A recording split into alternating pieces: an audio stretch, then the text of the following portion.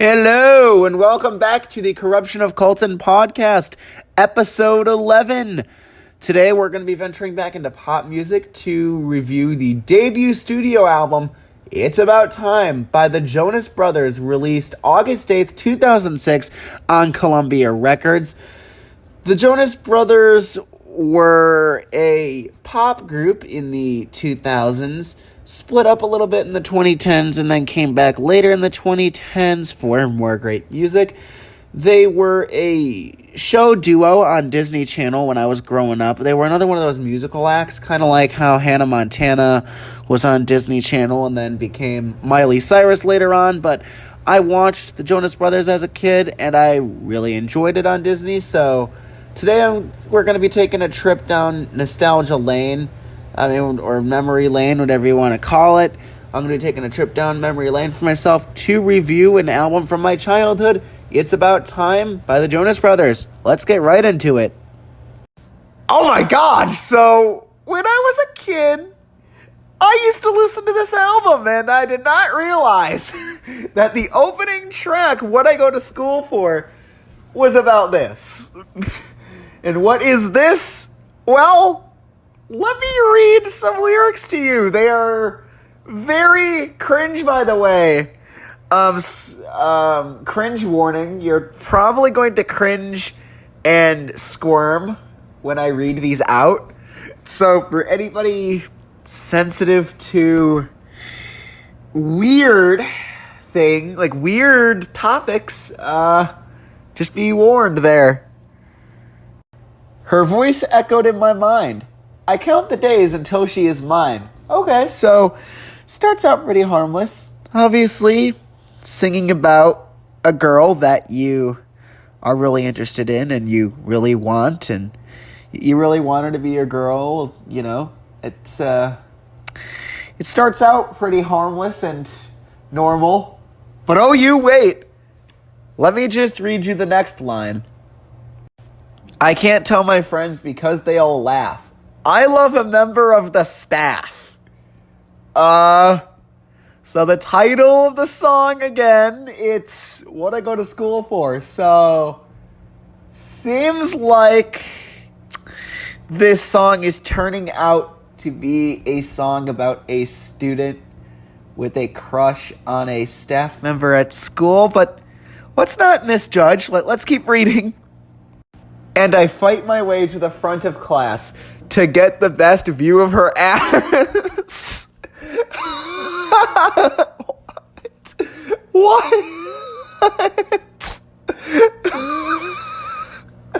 I'm sorry, I can't get over that line. I fight my way to the front of class to get the best view of her ass. I can't with this one. I can't with this. Just reading this, okay, just think about it. I was an innocent child listening to this album. Think about it. You're an innocent kid. The year's like 2006, and your innocent little brain's like, the Jonas Brothers is kid-friendly music. And, a lot of parents were buying their kids Jonas Brothers records, not realizing that there's literally a song on this record about staring at your teacher's ass. All right. Apparently that's what we were... That's apparently what 2000s kids were listening to. I mean, I know kids don't read and know the lyrics, but as an adult here, coming from an adult's perspective, I'm just like, this is what my parents had me listening to? Jeez. Man, what were my parents thinking? Did they just not read into the lyrics? They just thought, it's Disney, so for kids. Seems like that's what a lot of parents think. Disney means it's for kids. No. And again, I had a crush on a teacher's assistant once. I'll admit that. However, I wasn't thinking immaturely like this. I wasn't going around staring at the teacher assistant's ass, right? And the only reason was because she was around my age, because this was like a summer school program, so this was like summer school-ish, and it was like my summer school senior year summer school. I did just some like before, because I can stay in high school till I'm 22 basically because of my disability, but like I was there, right, for summer school before the main school term started up again. And the thing is, it was like we had this assistant who was my age. I'm 18, by the way, and so was she, but she technically had a teacher's assistant position. Like, she was literally paid to work at the school, right? But the thing is, I wasn't there staring at her ass. This looks like lyrics written by, like, a 12-year-old. Like, this literally looks like 12-year-old, maybe even, like, 10-year-old writing. It's so cringe, and I love it. Like, that's the thing. I love this song, but I love it for all the wrong reasons. I don't love it because it's the Jonas Brothers, but because of just how cringe it is, listening to this song, it just brightens up my day. I can sit there and laugh at it, and that's really the only reason that I love this, is because I like to laugh at it. And I, like, why wouldn't you laugh at it? I mean, read the lyrics for yourself. Of course you're gonna fucking laugh. It's the most cringe thing I've ever read in my life. And I thought some of the lyrics on the 5 Seconds of Summer record were weird. I mean, remember when I read you the lyrics to the song 18? Like, I thought that the lyrics to 18 by 5 Seconds of Summer were weird. These are on a whole nother level here. I don't even know what to make of this, actually. I can't tell if I love this for how cringe it is or if I should hate it for how cringe it is. I mean, it's clearly weird. Like, should I hate this? I just can't bring myself to hate it. There's just something endearing about this feeling like a song about from child innocence. Like, obviously, when you're a kid and you have a crush on someone older than you, you're probably going to be like, ah, nice ass, right? Like, you're a kid, but like, this is, as an adult, I'm just like, this is cringe, and I can't help it. Like, I can't help but laugh. Mainly because, maybe that's just because I have a nephew, and I know that if my nephew said something like this about a girl, like, because, like, my nephew's, like, 9. It's like, if my 9-year-old nephew was like, I saw a girl with a nice ass, I'm gonna fucking laugh, because it's child innocence, right? And my kid doesn't realize exactly what he's saying, so of course I'm gonna laugh my ass off. So, like, I guess this is just the uncle in me that finds this hilariously endearing. I don't know what to make of it, though. But I'm going to go with it's hilariously endearing. I actually do listen to this song on occasion when I'm depressed. If I just need a good laugh, this is what I'll put on. I'll put on this. Because it's perfect for lightening your mood. I promise you. If you want your mood to enlighten, this is perfect. Oh my god. Great start to a Jonas Brothers album, that's for sure. A song about your teacher's ass. What a great start. This is how you start off your career, everybody. Singing about your teacher's ass. That's how you start your career. I mean, it's definitely eye-opening. I can tell you that. It'll definitely make a lasting impression.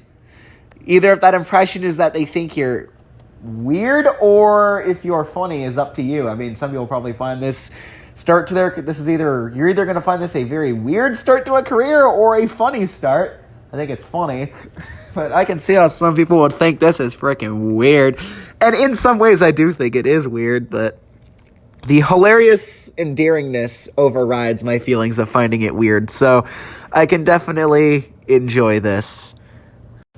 Okay, before we get into the next song, I'm just going to read a little bit more of this. It says, okay, I drop a pencil on the floor, and she bends over and shows me more? What?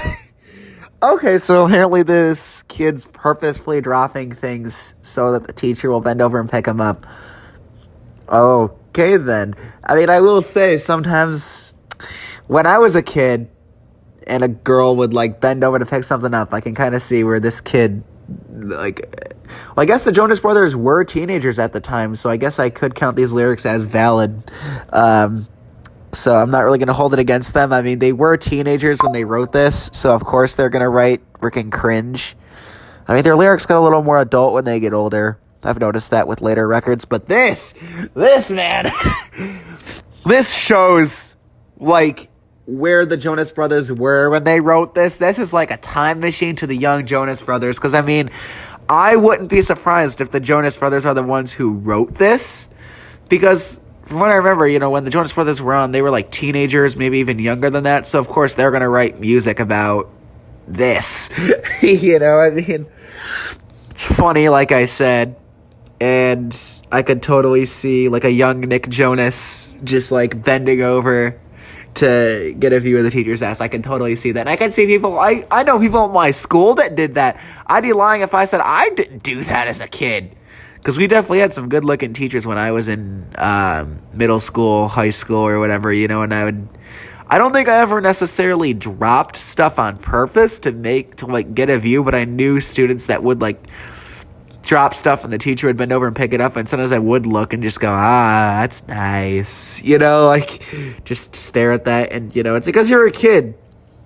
Nowadays, I know that's very disrespectful to women to just stare at their ass when they bend over, so I don't do that, but, because it's disrespectful. But, as a kid, you're just nice.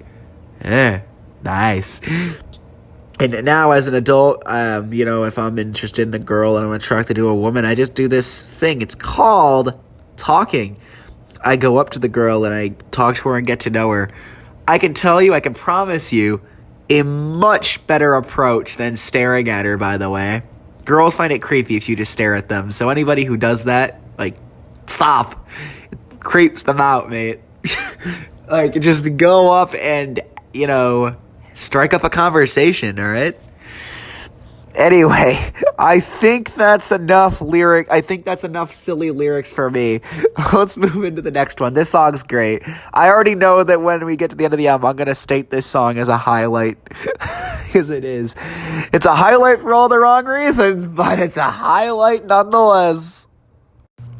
Okay. In all seriousness, the Jonas Brothers actually covered that song. It was a song by Busted, and I read you the lyrics by Busted because I thought it'd be funny. Because I think it's funny that Jonas Brothers even covered a song about being in love with your 33-year-old teacher named Miss Mackenzie, right? I just thought, okay, I'm gonna treat this as if it were the Jonas Brothers recording it with those lyrics, because the fact that they even, recorded a cover of that kind of song when they're marketing towards kids, right? I just think that's quite weird. So, I'm you know what? I'm going to treat it as if it were the original because, that's funny. But, alright, we'll take a more serious note for the rest of, this episode. So, let's actually get into the second track now. I just wanted to make that note because I knew somebody would call me out and say, "You're talking about the version by you read the lyrics you're reading the lyrics to the version by Busted who originally recorded it." And I'm just gonna be I know, because I like to put a little satire in here, and also I just really wanted to go over the song by Busted because I do think that the song by Busted is weird. But since we're talking about the Jonas Brothers album, I was I'm going to just kill two birds in one stone. I'm going to go over the Busted song, but also go over the Jonas Brothers song because, the Jonas Brothers covered it. And in terms of the actual Jonas Brothers version, though, it's fine. It's got what Jonas Brothers are known for, catchy choruses, and obviously I love it, and I still come back to it to also laugh. And the reason I treat it as the Jonas Brothers version as the Busted version is because every time I listen to the Jonas Brothers, I can't hear the cover without hearing the original lyrics. I just can't. It's just tainted in my memory. Anyways, let's realistically move on to the second track now. Okay, Time for Me to Fly is definitely a million times better in the lyrical department and theme, right? In the theme of the song. Now, obviously the last song, What I Go to School For, was quite cringe. And I know, they covered a song, but I can never listen to What I Go to School For, the Jonas Brothers cover, without hearing the lyrics from the original in the background of my mind. So, therefore, to me, personally, it is quite a cringe song, and I feel like the Jonas Brothers are still singing those lyrics, or that at least they're aware of what the song's about, and it just feels cringe to me. And I just I still feel man, they were marketing a cover of quite a weird song to kids. But Time for Me to Fly is a lot more clean and better suited for the kid audience. And I think that it's a pretty good song. It's also pretty endearing. As a kid, I remember listening to this record, and the one thing I did not expect is I forgot how high-pitched the Jonas Brothers' voices were at this time period. I mean, yes, they were kids, but I just don't remember it being this high. But maybe it's because I was a kid myself, and I also had a high voice, so I probably didn't notice. And, but now, as an adult and having a deep voice, I'm just like, man, the Jonas Brothers' voices back then in 2006 compared to now, and obviously that's expected, puberty and stuff, but still, I'm just like, I feel like it's higher than I remember. It's like they breathed in helium in the studio or something. That's what it sounds like. But there is something endearing about it, It's got, they have high voices, you can tell it's kids singing, and it just sounds like a bunch of kids having a fun time in that song, singing it. You can tell they're having fun singing it and recording it, and I guess that's what I like about it. It's endearing, and I get a warm feeling in my heart listening to this album, because I feel like I just hear a bunch of kids having fun, and I want kids to be happy and live happy lives these days with COVID and all that, and having to wear masks in school or having to having so many restrictions. I feel like kids don't get the experience of childhood that I had, where you could go out and do anything. And yeah, things are opening back up. Not all schools are requiring masks anymore, but to me, it just feels like the kids in the post-pandemic world are having it harder than kids pre-COVID, right? Like my generation and stuff. So I like listening to this album and going down memory lane and remembering how happy kids were in the 2000s, right? So that's what's endearing about it. Let's move on to the next track. Next up is the song Year 3000, which is a song about the Jonas Brothers finding someone in their backyard who has the possession of a time machine and is a time traveler from the year 3000 and is telling them about how they're from the year 3000, how their great-great-granddaughter is doing fine, I guess. And then he takes them to the year 3000, where they see, like, a bunch of boy bands and stuff, and, like, Star Wars is real. It's a cool, fun song. Nothing really bad about it. I can't really knock it. It's just a fun song that a kid would find interesting. I know, like, young me found it interesting. I mean, I know as an adult, this isn't really, like, my kind of music per se. But if I'm in the mood for it, it is my kind of music, because I like to go back for the nostalgia. But on like a regular basis, this is more kid music, and it wouldn't really be for me, but I enjoy it somewhat. So let's move on to the next track.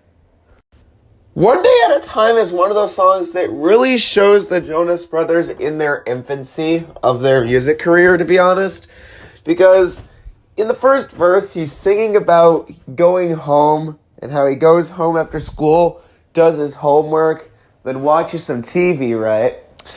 And then goes to school the next day, but is late, gets detention, but he takes school and life one day at a time because he still has this one person on his mind, and it's hard for him to take one day at a time sometimes because of this person that's on his mind. But, like, the lyrics about, like, school and stuff really, like, I don't remember it being this childish, I guess is the right word. Like, maybe it's because I was a kid when I listened to this stuff and I'm an adult now, but I just don't remember the lyrics being this childish. And I know they were kids when they recorded it. It just baffles me that the lyrics were this cheesy. I mean, I don't remember it being like this, but it really shows where the Jonas Brothers were at that time. It's because I listen to the Jonas Brothers today, and the lyrics are a little more adult. I mean, they don't do as, like, childish lyrics anymore, and maybe I just don't listen to this album much. I mean, this was their first album, and they were kids when they recorded it, so maybe it's just I don't listen to this album much, and I just listen to the newer stuff. That could have something to do with it, but this was quite a childish song that shows the Jonas Brothers in their infancy. Definitely not a song for me. I definitely kind of cringe listening to this one. This album is a little bit of cringy and endearing at the same time. the opening track, which reminds me of the original song, is quite cringe. And then there's this song. There's some cringy but endearing things about it because, you can hear that they're kids and they're recording it because of their vocals are so young and high-pitched and they're just having fun, and that part's endearing, but, the lyrics are just kind of cringe. Yet again, I guess if they didn't have childish voices and this was an adult recording this music, that would make it a lot more cringe. So I'll give them a pass for being kids, alright? But let's move on to the next track. 6 Minutes is a song about seeing an extremely pretty girl and feeling like you only have a few minutes to ask her out before the world just collapses on you. Because you feel like your heart's shaking and you feel like the earth is shaking in turn. And you feel like you only have a few minutes, right? And, I can kind of relate to that. This is the only Jonas Brothers song on this album, probably, that is kind of relatable to even adult me, really. I didn't think they would have a song that an adult can relate to, but there you go. They actually get a point this time. I didn't think that would happen on this album. I thought it was just a bunch of childish cheese, but I guess not. It is. The song is cheesy, but hey, I can be a little bit of a cheesy person at times, which might be why I enjoy this track. Because, when I'm interested in a girl, I do sometimes just have, the cheesiest pickup lines, right? When I talk, that might be why I get rejected a lot, because I don't have the most intricate style of asking girls out, right? I'm kind of just straightforward. I'm right to the point, right? Maybe that's my flaw, but at the same time, I just want my intentions to be known. I don't want to just string someone along, right?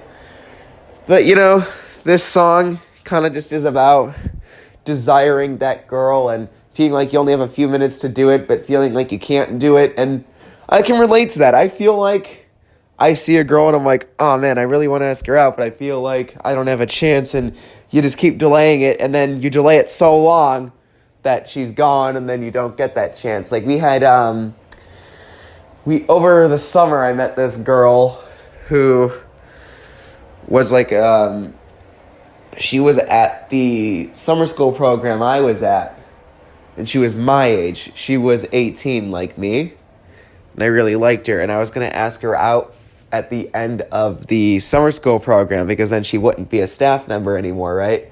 Which, that was the one uncomfortable part. The fact that she was a staff member and I was a student was quite fucking bizarre, because, think about it, I was 18, right? And she was 18.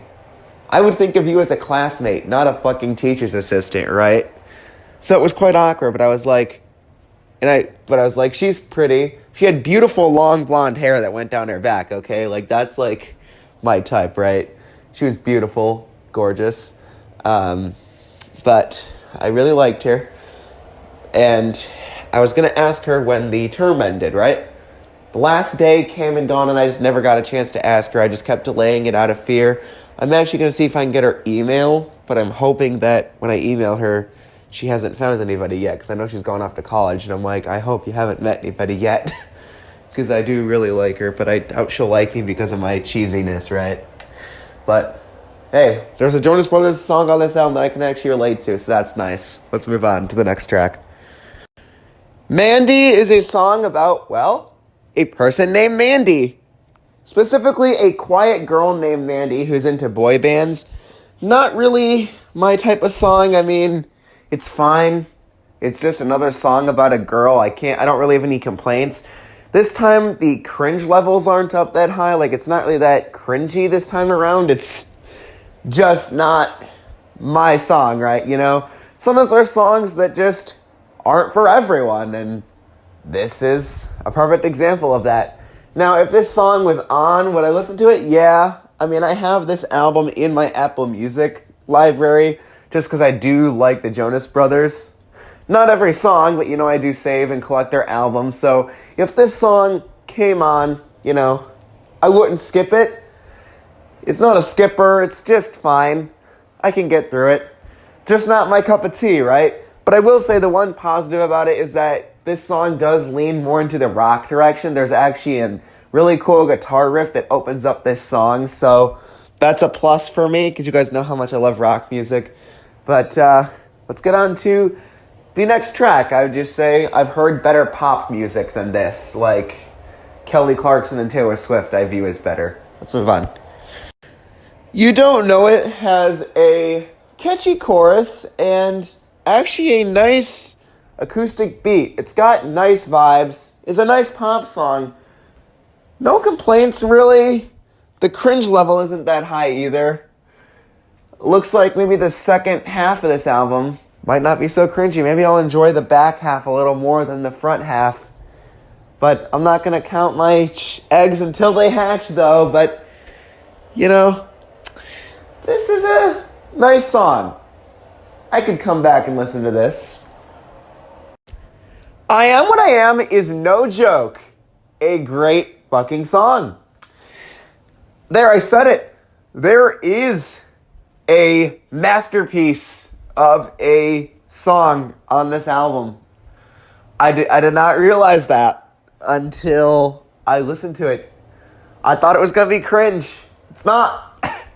Okay, this is great.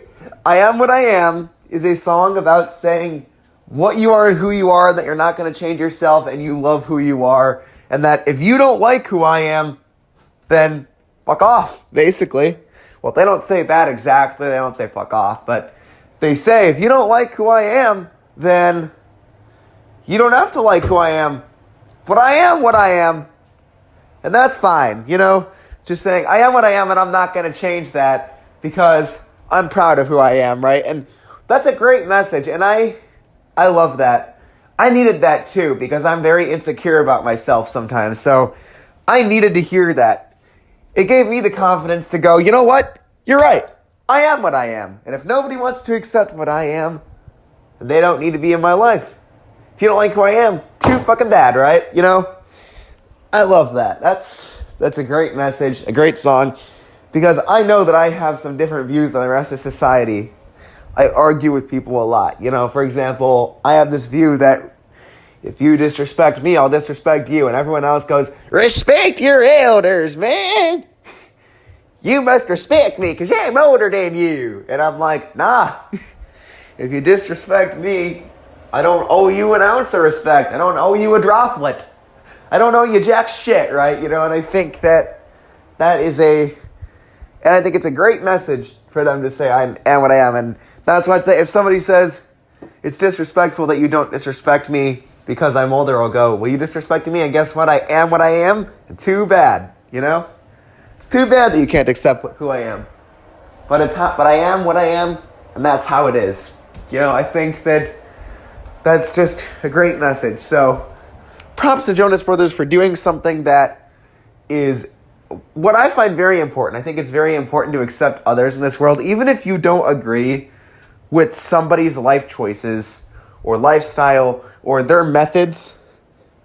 Well, too bad. They are who they are. Unless they're committing a crime. I mean, if there's someone if they murder people or break into houses and kill people, I mean, yeah, you won't accept them. I wouldn't say they are who they are. I'd say they're criminals. But if you just do something that's considered a little different, that makes them unique, right? And we should accept them for being unique, not close them off. I mean, there are people who enjoy watching anime, and there are these people that enjoy watching. What's a good example? I'm trying to think of something that I think is weird and bizarre, but I accept anyway. Okay, anime porno, right? It's porn made of cartoon characters instead of human porn. And do I think that cartoon character porn is a little weird? Yeah, I do think it's a little bit of a bizarre thing to watch. But guess what? I look back, I swallow my pride, and I go, it is what it is. They are who they are. If they like anime porn, they can like it. It is what it is. They are who they are, right? And I think sometimes we just have to accept people for who they are, even if they have some odd hobbies. And just because I think the hobby's odd doesn't mean it's odd. I mean, do I think it's an odd thing to be into? Yeah. But that doesn't mean it is odd. It just means I think it's odd. But that's my opinion. That doesn't have to be the opinion of everybody else. And I can have my opinion and they can have theirs. And I think that is very important for everybody to have their own opinion, because guess what? If everybody had the same opinion, this world would be boring. It's good to have variety in this world and for everybody to think differently. We just have to state our opinions respectfully without yelling at each other and getting in each other's faces. That's what's important. Anyways, sorry about my tangent. Let's get on to the next track. I perceive Underdog as this girl who lives next door, right? Like, to be honest, listening to the lyrics at first, I couldn't make out what it was about, so I had to look them up online, and I really had to, read through them and analyze them to really make something of them, and I think I finally did. So, I believe it's a song about having this neighbor, right? But she screams into her pillow a lot because she might be depressed, and she's depressed because nobody knows her and cares to befriend her, and nobody knows that she exists, and she feels closed off from society, and she wants to be recognized. And her neighbor, which the song was written by Nick Jonas, so Nick Jonas, he wants her to be known. He recognizes her. He knows she exists. But he wants the rest of the world to recognize her, right? And I think that's what this song's about. And in terms of that, it's a good song. I mean, no complaints. It's another one of those songs in this album that I'm like, it's all right. It's okay, right? I mean, there's nothing to complain about. I mean, it gets a point for intriguing me and making me want to analyze it, but there's nothing special about it. I mean, I see songs like this all the time. Well, not all the time, but I've seen songs like this before, It has an emo pop vibe, but I've seen this thing before and done better. I've seen other bands do this kind of trope better before, so it's fine. 705 is another one of those songs that can be described as, it's fine. I don't hate it. It has a catchy chorus, though, which I do like about it. If I'm in the mood, I like those songs with just cheesy, catchy choruses. It's endearing. It feels lighthearted. And sometimes I just like some kind, lighthearted music after all the dark shit I listen to in metal, right? And as much as I love the dark shit I listen to, sometimes I just like to lighten up the mood with something endearing, and this song does that. But that's all I really have to say about it. Nothing special here. The closing track, Please Be Mine, is a little love song about telling a girl that you'll always be there for her and you'll never disappoint her and you really want to be with her and saying, please be mine, please be with me, right? And it's fine for an album closer. Again, no complaints, but that's how a lot of songs on this album are. They're just fine. Or they're cringy, or they're interesting or exciting, This album's kind of all over the place, which, let me elaborate on that. So, let's get into my closing thoughts.